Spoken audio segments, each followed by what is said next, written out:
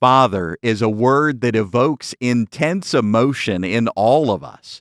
During this Christmas season, many will feel a special kind of sorrow, either because they were blessed to have a wonderful father who's now gone, or because deep desires for the love of an absent father remain unfulfilled.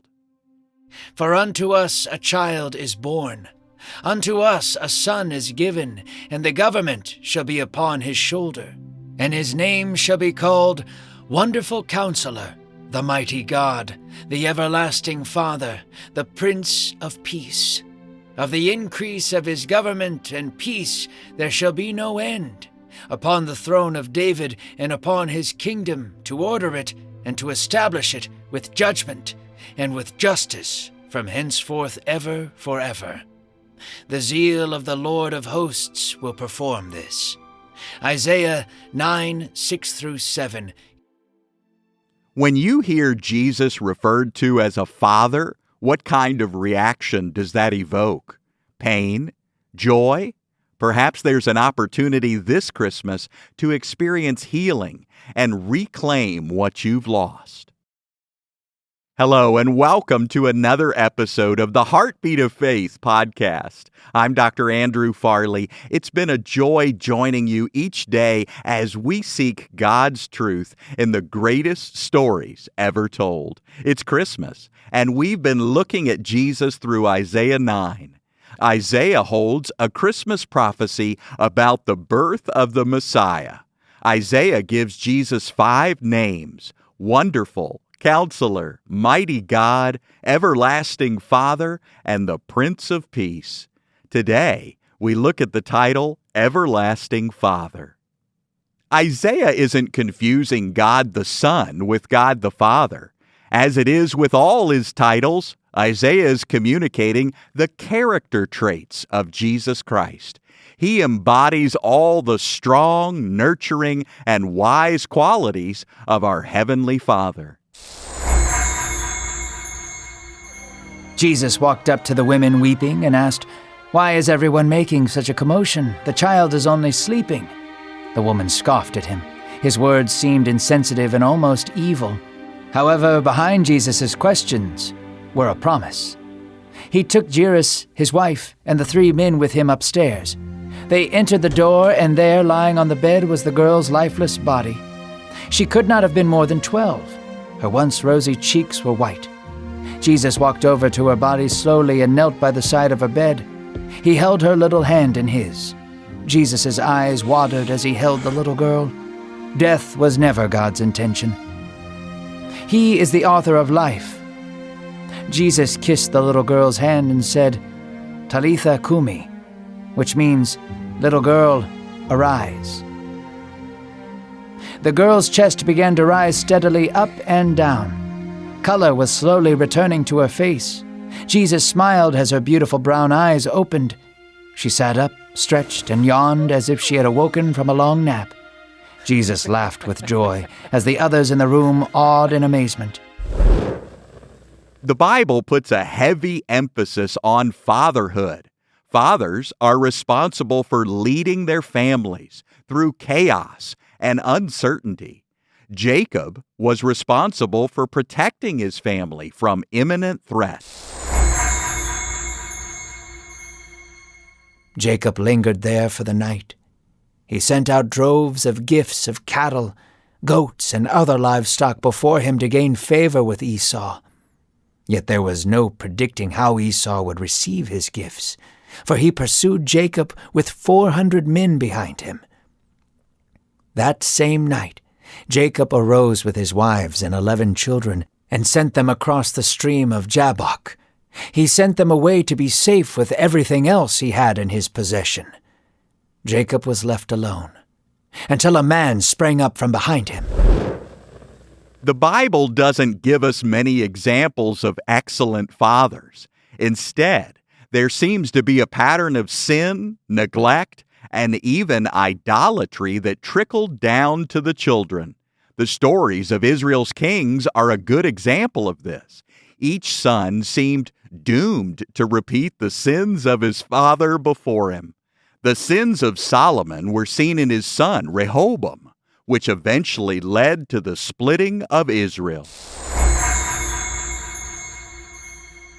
Once again, Israel was a split kingdom. There were no perfect kings. The entirety of Israel pointed to the faithfulness of God to work in imperfect people. Solomon, for all his wisdom and tact as a king, fell prey to the grips of sin. His sins trickled down into the heart of his son. God would not excuse this, nor would he abandon Israel altogether. Instead, God would weave Israel's goodness and evil into one tapestry, ultimately pointing to his grace. Father is a word that evokes intense emotion in all of us. During this Christmas season, many will feel a special kind of sorrow, either because they were blessed to have a wonderful father who is now gone, or because deep desires for the love of an absent father remain unfulfilled. Whatever our relationship with our earthly father is, we can find solace and peace in Jesus. He fills every void in our lives. Jesus, with his fatherly attributes, offers us a love unmatched by any earthly father. His arms are always open to us, and he shepherds us in ways that remind us of what a perfect father would be like. Despite the difficult experiences many have had with their earthly fathers, Jesus stands in stark contrast as one who affirms us and is always close to us. He came to this broken world to give us the gift of being his sons and daughters. In him, we find an endless source of love, acceptance, and joy, no matter what season it is. I will not leave you orphans. I will come to you. Yet a little while, and the world will see me no more, but you will see me. Because I live, you will live also. In that day you will know that I am in my Father, and you in me, and I in you. One who has my commandments and keeps them, that person is one who loves me. One who loves me will be loved by my Father, and I will love him, and will reveal myself to him. John 14:18-21.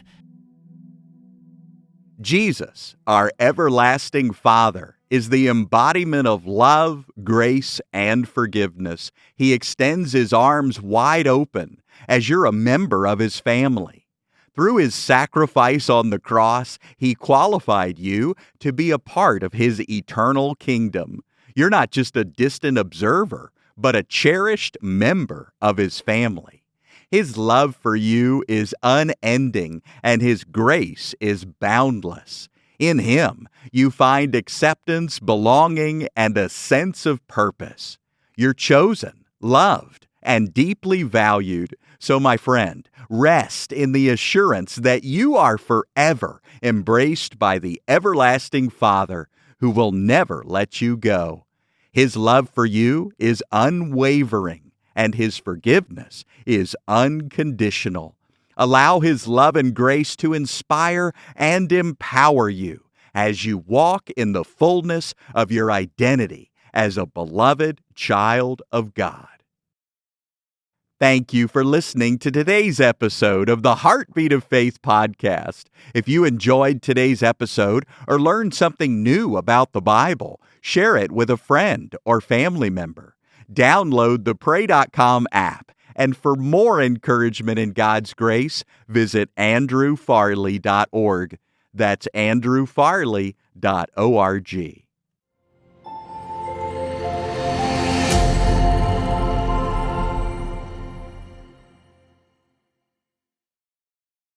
America's federal debt just reached $33 trillion, and many economists predict the weight of this crippling debt load will soon topple the whole financial system. Concerned Americans are diversifying their assets into physical gold with the help of Birch Gold Group.